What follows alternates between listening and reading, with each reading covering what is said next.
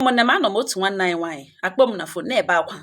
sị m nwamba nọ mza ya sị m biko na m rịọwara na ya di o na nwamba nọ na mbiko nụ na nwamba nọ na mbiko. Nna anụ nnọ ha olu ọzọ sị he ọ nwamba nọ ka ikpega fine fine don't worry I will call her don't worry I will call nwamba nọ I will call her. Nsọ gịnị mege aga m akpọ nwamba nọ nyere ndụ m nsogbu don't worry ehe ichetarele m ya. The man akpọzie m after nwunye drọpụrụ ya akpọ m nwamba nọ mza ya sị m na ya wawu di nwaanyị ahụ kpọrọ m ebega akwa na that time ha nọ na police station na nwanne ya nwoke bịara bịa ibel ya o bel ọkwala ya ọla na enwe ebe ọ nọgbu ya ma ka ya kora m ihe kpatara nụ o ji akpụga m na m tụle delele ihe jenda m mere ya. Ụmụnne nwoke agbagha ọ n'aka ya sị m nwamba nọ mza na m gbara akụkọ na mgbe o towara ya ụmụnne na unu nye ya one good reason ya ga-eji ya agaghị egbu nwunye gbuo ya dịka accident gbunyụọ ya anya hapụ ndụ n'ime nso na-anụkwanụ ka ote ọ gịnị mekwere nụkwanụ m ihe ọwụnụnụ. Ya sị m na nwamba nọ mza ya sị nne na nna ya mụrụ ha na arọ ha ise nne na nna ya mụrụ ha na ha arụ ise nna ya nwụọ wụsawa ya na ụmụnne ya wụsawara ya mma ha ebido ịchịgharị ha ime anya tagịrị ha tara nga ike kwere ya ọrịa bata mma ya na ahụ mma ya rịawa nwụọ. Adanne ya teki ova n'ihi na adanne ya tochiri ha niile o teki ova. Ọnwa ahụ ọgụghụ skuul ọnwa ahụ onye mụrụ ya ọrụ ọnwa ahụ nothing ahịa mụrụ ya ana nwekwere ha ego si were shinga bido na ụmụnne papa ya ochie ndị ka etuge ya ogbugbu tuge ha niile irogbuchi ha na-enweghị ụtọ ọ dịrị ha na ha nọrọkwa n'ụlọ ha na vileji n'ụlọ ha nga na ọnga ha nọ. Ọnkụl ya nwunye ya nwee ike ishiri ya sị ngwa ụmụazị na nwunye di ya wọsawara na ọwa adanne ya na-apụ na ga-ebugharị pịa ụta igbe ọ ga-ebugharị pịa ụta ya logborịtakwana wereta zụta ihe ha ga-eri ha erikwana ha lakpa ha gbachi ụzọ adanne ga-asachachi chimbulu adanne ga-eshi ya ga-asa ashakwa ha na ha elota otu na unu na adanne lọta zụta ka ọ gba ngwa ahịa eloje agba ihe aja ọkpa ma ọ zụrụ ke ya zụta ke ha ya elo megbute ofe ha niile erie na ọ pịa wọta kanore from ire pịa wọta ya enweta tebụl ebe ọ kpụsara ma mineral ma biskit ma bọns ma gịnị ha na-esorozi agazi nke ahụ nụnụ na adanne nwakọta obi mmadụ were ha nne taga ahụhụ nwamba nọ nọọ ihe ka adanne erege chukwu na-emere ya ebere ya eshi ebe ha na pụọ ga-enwetazie tebụl n'ime steeti ebe a ka ọ kpọsara ma minerals ma bọns ma meat pie ma gịnị befe ya mana adanne eshiwekwuo ma rice ọkụ n'oshokọta ote ka pipụl bụ efere ihe adanne na-eshi n'aka ha na-enye aka asa ma efere ma ngaji a na-asavụ jeni Chineke na-aza ha nọọ nga ka adanne shiri eze gozo ngwa ele ndị na-aba skuul bịa gawana ha laghachi juhe back to school secondary school adanne ha zụchaa ha na ya wụ diọkpara adanne ya zụọ ya na mahadum etolitecha ọsị ndị ka ọzọ abụọ ke ha nọ alọ di ofozie adanne na ke nwoke ya toro n'ọte ka ha nọ makwata Chineke na-eme ebere adanne ya bịa lụọ di ikpeazụ lụọ di nụ ntara ihe ọ mụrụ naanị ụmụ atọ kpọọ 3 girls ka ọ mụrụ ya nwụọ ya arịawa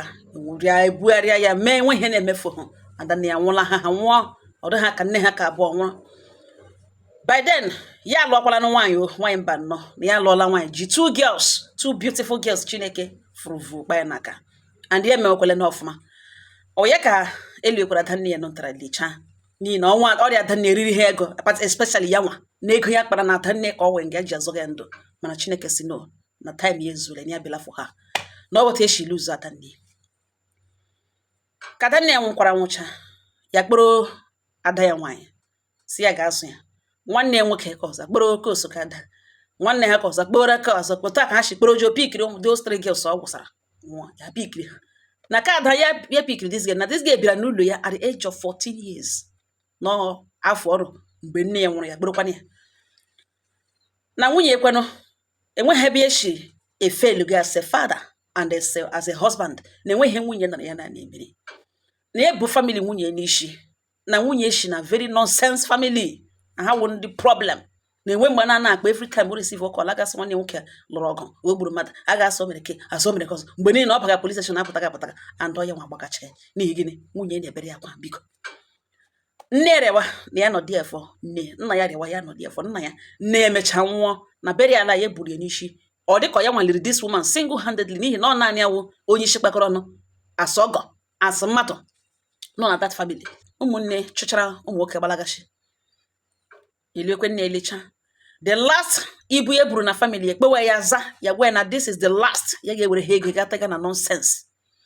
na nwanne ya nwoke ka o toro o jikwa nọrọ ebe ọṅụga mmanya polisi abịakwa redin na-ejikwa tụrụ one kidnapper bịa eburucha ihe niile nọdị a chịkọcha ha niile gị na police station wee na-ejikwa this and dikwe that na nwanne ya nwoke esokwa na odeti na ele nke ya jọza atọ nọ ga aṅụrụga mmanya abịa kpekọrọcha ha niile wochazie na eji ego ole agbaga ha ọkọrọgbada na ya ma ego ole kesi ahụ riri ya iji free nwanne ya nwoke ya gbowe ya za ya gwa ya si ya wele ego enough n'ishi nwanne ya nwoke a particularly mgbe niile ya na police station na-alụ na ya wele ego enough na family ya na ya hapụ ya ka ya concentrate na ka ya nwunye kelecha ya si nsogbu anọ ọ ya ka ya kpọrọ nwa nwanne ya nwaanyị na ntara nwụrụ nwa 14 years old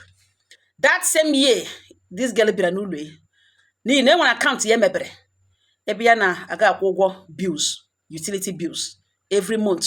ya cheke ihe ya rụtara for the month cheke ihe ọrụ nyere split ego ụlọ ya wepụta ihe ọwụ monthly ga-atakwana ya na akaụntụ ahụ wepụta ego a ga-eji rie nri for the month ga-atakwana ya na akaụntụ mara ka efore ya nwaanyị mba nọ mza na ọwote hashi biznes emepere nwunye na-enwepụ one day anabaghị 1 naira from there o wetebekwana nọkwa na support ya na-ebiri o jikwana ụmụ abụọ ụmụnne 2 beautiful girls ọmụrụ no that year this girl bịara n'ụlọ ya ka nwunye gwara na ya akwụkwala ụgwọ ụlọ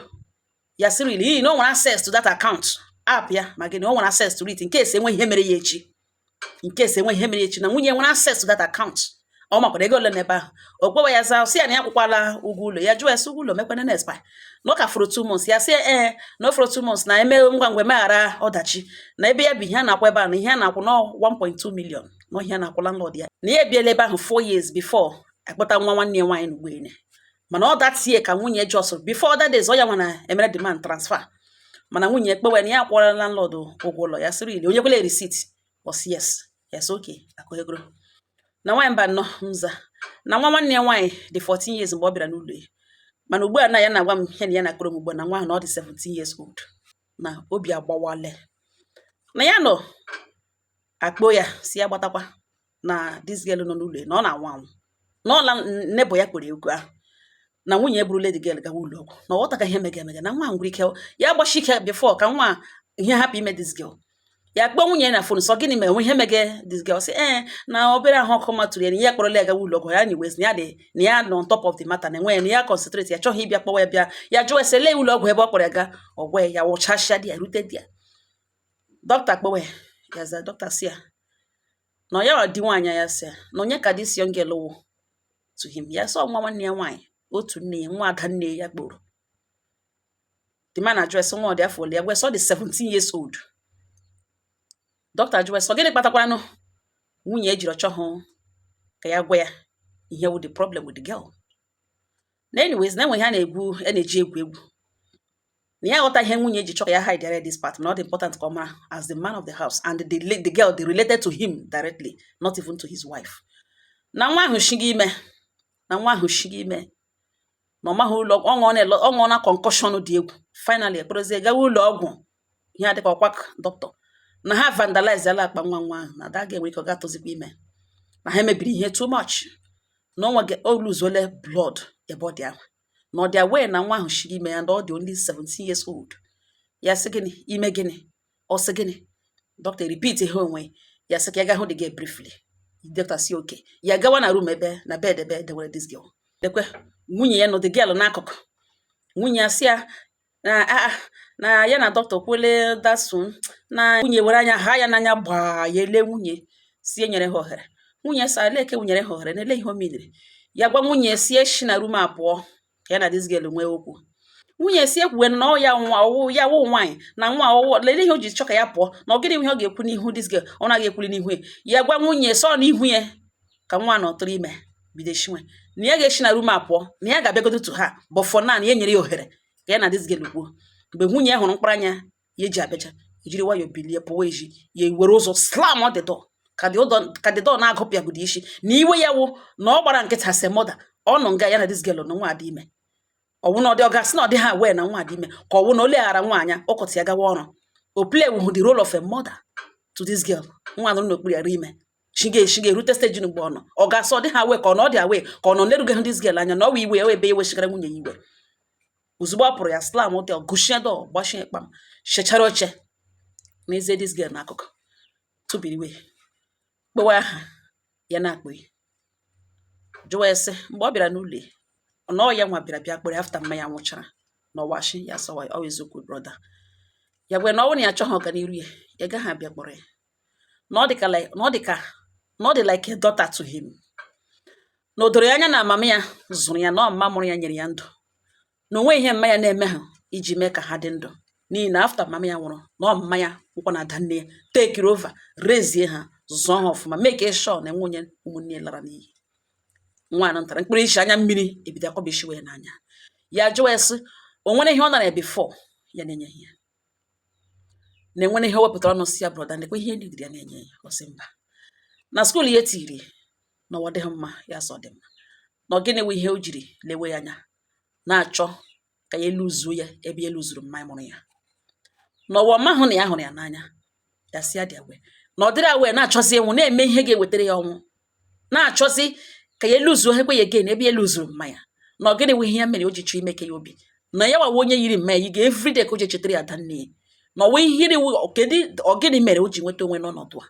na o mepe ọnụ gwa ya the best o nwere ike ime na ịgwa ya nke wee eziokwu na ihe mere na otu o siri mee nwanyị mba nọ nza na nwa agbagghọ n'aka bewe ya ebilite gụrụ ya n'elu bedi nke ahụ ọnụ si ebe ụlọ akwa ya kpewe ya ada nne m dị ndụ ya kpewe ya ada nne ya dị ndụ nwaanyị ọma o yiri m ọbịa ya nwanne ya zụrụ m nwanne ya nyere m ndụ nwanne ya mere m ihe mwụọ gwa m ihe ọgịnị ka iji ekpe akwa gwa m ihe talk to me don't cry na this girl agbaghọ n'aka bido gwewe na that very year ya bịara n'ụlọ nwunye ya sị ka ya gwa ya na ya wụrụ onye na-awụ ihe ọbụla ọ hụrụ ya gbara osoro aka ụra dede na ya ga-emeki sure na ya dị miserable na ya ga-eme ihe ya ga-eme atọpụ ya eji na ya ga-eme ya dede ya tọpụ ya eji ọ ga-anọkwa ebe a na nkwa ya na-ekwe na ọ ga-eriju afọ yi akwa dị mma look good mana enide ọ gbaghara ya okwu na ihe ya ga-eme ọ enwe ihe mere ya ọ enwe ihe ọ hụrụ ọ gaga ka ụra dede na ya ga-egbu ya na ọ nara ihe e kwuru ya si yes out of ụjọ ikwekwenụ ya gbazie nkịtị from that time o ruo otu ụbọchị ọ gwa ya sị na landlord chọrọ onye ga-abịa shiligatụ ya nri na the man eji ha ahụ na ya gawa ya ga-eshilige landlord nri ya gawa na ke landlord efile na ọnwụ nri ka ọ na-agị n'isi ka ya rutere di a landlord eguru ụzọ gbuchie gbachie ya bido force or himself on her na that day ka landlord disvirgin ya kpaa ya agwa ọjọọ depends na ọ dịrị ya unbearable na ya begide lọta kora ntị si lekwe ihe landlord mere na onwekwa ihe o kwere ka ya shiri lekwe ihe mere and ya bleed get that day nwechaa blood stains ihe ntị ya mere wekpobaga ya n'ime bathroom si ya ga-asa ahụ na ihe na landlord mere na ya nwakwala nwa mee ka dede ya mara na ọ na-ya ọnụ ihe a na-ekwu ya cs na dede nọghale na dede gakwachi ya oso na dede ga-achụpụ ya na ya dede ga-ahụ ya na ya disappoint ya lee na ya emechi ọnụ na ihe ụmụ nwaanyị niile na-ahụ first time ma ọ bụ na nwoke metụ ha aka na second time na ọ ga-adịrị ya ụtọ ahụ ịnụ ya emechi ọnụ ọ bịa zụrụ ọgwụ zie gị na-enye ya ọgwụ ya na-aṅụ enweghị o kwere eme that day ya hie ụra ọfụma ọ zụrụ ọgwụ zi ichucha ma ọgwụ benz ma ọgwụ gịnị zicha ya ma ọgwụ ka ọ si aṅụ ka ya hapụ ịdị ime were ọgwụ ahụ chi ga ya ṅụcha so from that very day every time ụdị ikwenye ya gaa na landlord chọrọ ịhụ ya ya sịkwanụ mba ọgwa ya si ya gawa na ya gawa na ke na landlord ga-adị very gentle with her na ya gawa na ọ ga-adị ka that day na ya gawakwa na ya agaghị aga na obi akwụkwọ ha arụ ya mma na ya gawakwa na ọ ga-etretin nwa ya gawakwa ya jụọ esi only 14 years old ya gawa na ke landlord ụjọ na-atụ ya akwụkwọ ya na-eshi ka ụjọ erute ebe ahụ enweghị landlord mere that day ihe landlord nyere ya n'ọwa ego onye ya ego si ewere ego ga-enye ntie ya lọtakwana were ego ahụ nye anti ya gwa ya si ya tụwala landlord ụjọ n'ọwa ezigbo mmadụ nakwa ahụ nene ihe o nyere igbo ewe ego instead of na ihe ọ bụla o nidiri ọ gwa landlord ga na-enye ego na landlord na nwunye na ọ nwụọna na ụmụ ya anụzighị ya ụmụ ya pụshala ha etoshala pụshala the man nwere property ebe everywhere na ọ wee rich man na ihe ọbụla ọ gwara that man na ọhịa onidiri the man ga-enye ya na ọ weta eshiri every time o dikweni ya the man every time mgbe ụfọdụkwanụ o dina ya mgbe ụfọdụkwanụ ọ hapụ ya mgbe ụfọdụ dina ya mgbe ụfọdụ sometimes ya lọ every time the man dinara ya lọta anti Joyce ọrịrị ya elu ya sị ọ ga-azụ ọgwụ wetere ya ṅụọ ọgwụ mgbochi ime afọ ime na ọ wụta ka o shiri megide ihe a emegide ruzie mgbe afọ ime bịara bịa baiga na enwebeghị ihe madam ya na-enyebeghị ka ya ṅụọ ya ṅụgide na nke ekwe ha apụ na ya ṅụọ n'elu ṅụọ ala nke ekwe ha apụ n'okporozie gaa ụlọ ọgwụ ebe ha werere ụmụ ihe ndị dị ka sizọs na ayọn ga-asị emepe ụkwụ ya emepe ụkwụ ya amaghị ha mere n'afọ ya bịa gbawazie too much because the pain na ọ dịrị ya too much na ọ weta echi lọta pass ya out before madam ya kporozie bịawazie ụlọ ọgwụ na ya dị very very sorry. Ya jụwa the girls na ọ dị 14 years kemgbe 14 years ti ruo nga ugbu a na ka ya na landlord na-eme ihe and nwunye dị awe na nwunye mere introduce kwagara the landlord ya sị yes brother. Nwanyị mba nọ mza na landlord na truly na a rich man na ọ nwegasịrị property everywhere na nwoke dị 63 years na ọhịa ihe this girl kọchara ya gbaghezi ụzọ si nwunye bata nwunye agara bata lee ya anya lee the girl bega ka were anya face were ihu ya face na wall nwunye abata ya jụọ esilekwa ihe this girl kwuru na ọ dị awere ihe anwa akụkọ ebe a na eziokwu nwunye ya si na ọwụghị eziokwu na ya lotisiri ụtọ na-eche ele landlord anya na ya bịa chọpụta na chekwa ọlikere the man ya sị na mmara na ya mara nanụ na landlord na o ji ego abịa ha onwe ha nwaanyị na landlord lụọkwa ya na onwe ihe ọjọọ na Regina Daniels na ọ wee very young girl na onye lụrụ ya wee sinetọ na ọ maka ego ihe eji ekwu ihe a ka mmadụ nwee nkalụ mee ka eme ka ọzọ. Ya jụọ ese na ọ na-eburu family problem ya butere ụmụnne enwe problem ya were ego gbapụta mama ya arịawa ya kpọrọ mmega ụlọ ọgwụ triti mma ya nwụọ ya emebere a mpa ya nwụọ ya emebere a enwebe ya jibe ntị n'olu akwa n'ezinụlọ nke ya kpọrọzie nwa nwanne ya nwaanyị dịka emoda mere ehi ya wụ nwa 14 years old okporo ekpega nwoke dị 63 years old an old man kpọọ ego ya nwa 14 years kpọọ ego ya na-anara ego iti n'akpa ụbara ya nwanne ya ụbara ya ka o ji emege o ji agbaga mgbere aja o subdue to ya ọ tọnụrụ to a sex worker n'okpuru imi ya nwa ya na-enye ya ọbara ya dị directly related to him ka o kpọrọ okpe iji nwoke na-anara ego wale ụmụnne ka ya ekwebekarịrị rie ya na nsogbu anọ na-emecha ya ga-abịa chinokwu ya pụwa eji ga-emitie dọkịta si dọkịta ya rụọ na ọrụ ya test ka ya mara ma nwatakịrị o jikwe ka o cheke every dọkịta si na enwere test ndị emere na result apụtabe na nwaanyị mba na result emecha pụta ya wụ na this girl bụ chronic infection ọrịa ntam ihe nwatakịrị bụ bacteria o bụ ka na-akpọ syphilis o bụ staphylococcus o bụ dị otu agwakwa ya sị ọkwa na ọ dịghị sure na ọ gakwa n'other hospitals ga verify ya na ihe nwa na even rashes ahụrụ ya n'ahụ as a young girl kwesịrị inwe such amount of rashes na ya n'okpuru mgbe na lee na nwa ahụ adameji onye ihe nwa ahụ adameji ya for life ya nọrọ nga ihe ewute nwa mba nọ ya mmiri phone kpọwa nwanne ya nwoke kowara ihe nwunye mere na isi na-ekwu ya egbe na somebody need ijide before ya egbe ọ na ha nọ n'ụlọ ya na isu ya aka n'olu make sure na ọ jụrụ oyi mana ọ na ha na public na ha na hospital ihe kwu ya na-ada na ihe ka dawere nwunye ọ kadịrị o ji survive for that situation that ọnọdụ ya hụrụ onwe because ọ pụrụ ya ara ya nọrọ nga na mgbe dọkịta gwachara that thing ya pụọ ga were police mee landlord ya arrest were kwe police the same police mekwa nwunye ya bịa tọọ nwunye aka lekwe ọ na accomplice achịkọrọ ha abụọ gawa station ụmụnne m nwaanyị mba nọ mza ọ sị eruole na station nwoke nwe ụlọ ha bi n'ime sị that na enweghị onye mere force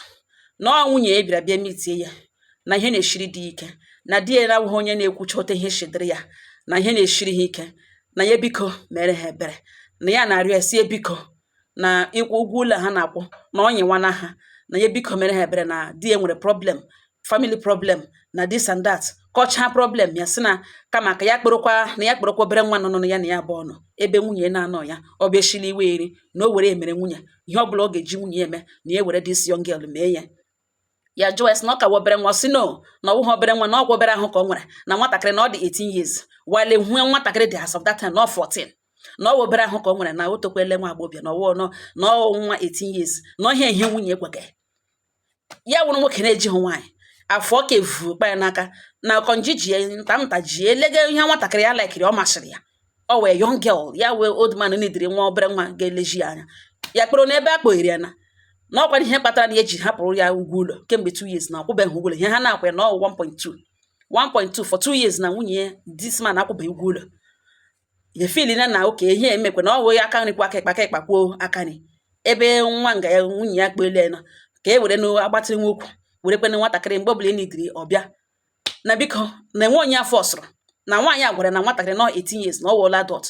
na elekwe ya afọ evu ekporo na enwe ha onye afọ ọsụrụ na ọkwa ya kpatara anabeghị ụlọ kemgbe 2 years. Asị gịnị ya asị gịnị gịnị ya gba ọsọ ga-ewepụta receipt this same landlord dere. Nwunye sịla ya jụkwana ya sị lee receipt, o wetago receipt kpa ya n'aka. Nwunye ya sị landlord si yes na nwunye na-abịa na receipt na ka eweta proof that na ọ ga-abịa gụwa na ejikwa ji ehu ụgwọ ụlọ after ya kpa obere nwa ala kpọga ya dere ya receipt. Ya ga-akpọ nwa ọhụrụ taa na-eme ya obiọma bịakwa na-akpa nakwa ha ụgwọ ụlọ ya nye ya receipt. Enye receipt for 2 years ya na nwa n'okporo menwe ihe na ihe akụgo ugbo na nwatakịrị na ọ dị 14 years that time this and that na ya ma ahụ na nwaanyị kpọtara nwatakịrị nyere ya na o ji gbanwere ụgwọ ụlọ ya na ọ sị nwatakịrị na ọ bụ 18 years na o toole na-enweghị onye afọ sọrọ. Ya jụọ nwunye si ihe nwoke bụ ọnọkwa ya na enweghị ihe dị ụta ya gwakwara ya agwa na ya gwakwara afọ ole nwatakịrị dị na ya jụọ nwunye si ihe gị na landlord kpara what of ego ya kwekwara nọ na akaụntụ ya provision ya mekere for ụgwọ ụlọ. Nwunye si na ya dị sorry na ya biko gbaghara na ọwa aka ọrụ ekwensu na ya were the money tige na business. Okporo nwanne ke ya ọbara ya were mere trafficking were onye were metọ ọnọ ya to sex worker. Okporo ekpoga nwoke nara ego were na-eme egboro problem ma problem ke na ụmụnne ezi eburu enishi. Okporo si eke nwa 14 years lara ya nọ n'iyi na nwa mba nọ mza na ya kpola nwanne ya nwoke si ya lekwa nwanne ya nwaanyị na police station lekwa ihe o mere otie ya gwa ya sị ha prepare onwe ha return ihe ya kwụrụ n'ishi this woman na ya ga-divorce ya before na-aga prison ma ọkwa ma ọ ga-aga prison ma okwu ya na ọ ga-aga prison na ihe ya ga-emecha ihe o shikwa na prison pụta ya ga-ahapụ ya ga-etel ya ga-esodekwa for ihe na o mere ya na o mekere ya obi mewa ya obi mother ji 2 girls nwa nwanne ya nwaanyị ọbara ya were kpega agadi nwoke na-anara ego ya na-akwụ ụgwọ ụlọ fi ya ma na ụgwọ ụlọ ya kwụga nwunye were the money wee na-akpa kporozie nwa nwanne ya ga-akpega agadi nwoke ụrụ kashịrị property ebe niile enweghị o ji ego ụmụ ya toshiela pọsharị ụmụ ya toshiela big men young boys ọ mụchịrị ha pọshala ma ndị na-ala bekee ma gịnị ụmụ ya akwụshala ya kpụrụ nwa werezie nwa nwanne ya nwa werezie onye na-aga ịgbatịrị this man ukwu buru ma akpọrọkata ma ayakata buzo nwatakịrị ahụ ma ọrịa dị iche iche bụ ige ihe na nwata na-ebu agwụla ọrịa ahịa H na A na V.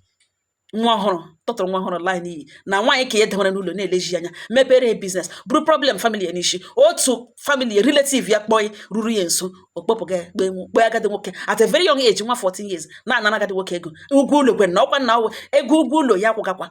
ọwụzi ka ya kwụgazi nwunye ụgwọ ụlọ o werezie nwa nwanne ya nwaanyị ga-agbanwere ụgwọ ụlọ ahụ na nwaanyị mba na m jụdelu unu na nwere limit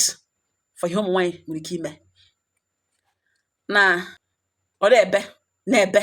ebe ya kpọrọla ụmụ ya 2 girls ya na ya gwa ya dat na ọ dịla ka ọ ga-adị na ọrịa gidene na enwebe onye na-odi ibe ma ụmụnne nwanne ya nwoke mgbe ya na-agwa nwanne ya nwoke si ihe ọkpọga ga-enyere ya aka na ya megolu ya na-awụrala n'isi mgbiri na ya na police station na ọ dị ka ihe nga ha imeta ihe case na ọnụ ha n'ọbara ha na police station rụra mma na ya kpakọ onwe ya ọnụ na ya ga-ediga ụmụnne ka ha bịa nara ihe ya kwụrụ n'isi nwanne ya nwaanyị na ya alụchana ka ahụ na-ebe akwa ka ụmụaka na-arịọ ọsọ mgboto waderela unu biko na enwere onye ma ihe na-etigere mmadụ narị ya anwụ agaghị editet ya na unu gwatogodi ya na unu nyetogodi ya idea hapụziere otu ga-esi enye nwa ya na this woman ihe na-agụ ya iwepụ ndị ya ụmụnne m taka nwanne ya itige na-eti hit na-agba ya n'ebe ya na-eti ya sị nwa ya jiri mere nwa na-eji ụmụ ya abụ egwu na ụmụ ya abụọ tedis ga na-eshi asa ha ọsụsọ ebet ha na ọ na-eji ụmụ ka ya egwu nwatakịrị na-agakwa n'oji ya ama ihe nwa mere at a very young age 14 years old. Nwunye ya lụrụ eji ego lụ ọnọ ya na ya anọghị credit ya lụrụ elu gba ihu ewere nwanne ya ọbara ya were gbara mgbere aja were tọọ ya to ya anara ego na trafiki nwa nwanne ya nwaanyị na trafiki were ihe na-anara mewe ego na wee na-akpa ego kwere ego ya kpatara ụgwọ ụlọ ya kwụgwọ ụlọ ya o werezi ego na-agazi na akpa nwunye ewere nwa nwanne ya nwaanyị wụrụzi onye na-aga esetụlụ landlord bite ahụ ebe ya bi